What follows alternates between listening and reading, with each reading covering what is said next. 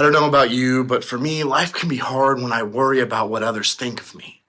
Sometimes we can feel like we are carrying a lot of weight. Is life meant to be heavy all the time, or is there another way for us to do this thing we call life? In a recent interview, LeBron James was asked if he gets nervous when he takes last minute shots anymore. He said, "Not anymore. I'm him." A sports website said that you know you're him when you have a confidence which causes others to cower in fear.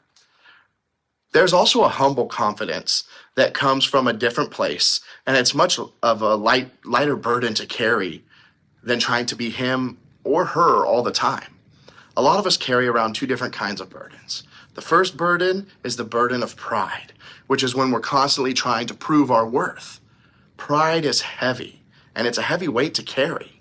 It's hard to feel like you're not measuring up. It's harder to feel like someone thinks that you're not the right person, or that maybe you feel it's harder to be someone that you weren't created to be, which is really trying to be anybody but who you are.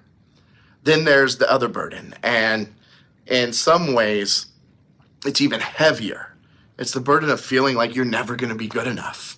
You don't want to take any risks in life because you don't want to put yourself out there. You're afraid of failing or looking stupid in front of your friends or confirming what you secretly fear, that you just aren't enough. Carrying the weight of pride and insecurity is exhausting. It's painful, and it's heavy. There's good news here. You were made for more than walking around being weighed down by pride and insecurity.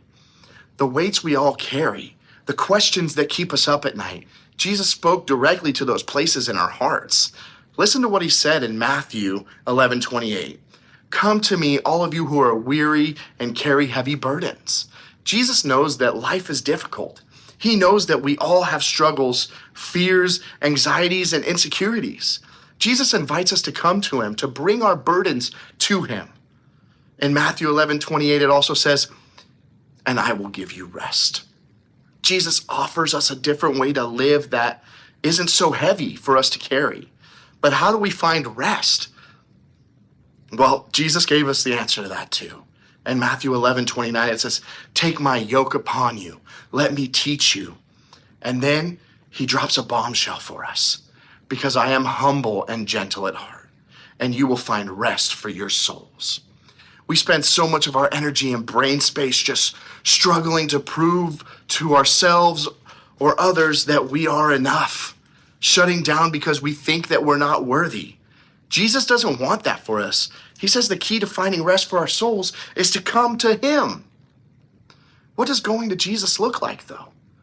It's about setting down that weight and trusting him, choosing to stand in the truth that we are precious to him.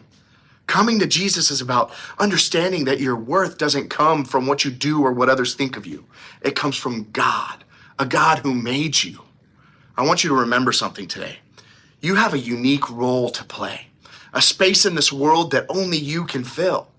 You can rest in the knowledge that you are loved, you are valuable, and you have a part to play in God's story because God created you for this specific time and place. Now, I know it's not always easy to believe what God says is true about you, but here is the thing. Our worth doesn't come from what we do or whatever other people think of us. It comes from a God who made us. Follow Jesus. Let his way be your way. That's when you will find true rest for your soul. Later, guys.